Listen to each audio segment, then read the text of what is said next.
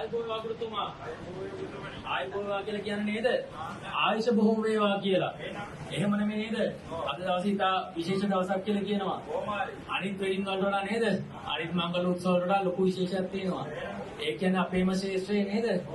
කලා කටයුතු වල නියැලෙන ගුරු මහත්මියක් තමයි අද පොරමස්ත කටයුතු කරලා නේද? උදේ පාන්දර නේද? පොර චාරුදේ ඉටිකොලයි කියලා කියනවා. එහෙම නෙමෙයි. එහෙම කෙනෙක්ට නිකම්ම මංගල චාරිත්‍ර කරලා වෙලා ගෙදර යන්න දෙන්න බෑ කියලා කියනවා. අපේ තියෙන සිරිත් වලට අනුව අපි අනිවාර්යෙන් නේද? එහෙම කෙනෙක්ට ආරාධනා කරන්න ඕන තමන්ගේ කලා ශිල්පය නේද? තමන්ගේ දෙපැසම නෑදෑයන්ට ඒ දේවල් පෙන්වන්න ඕන අනිවාර්යෙන්ම.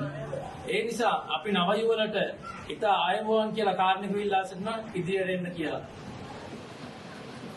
I go.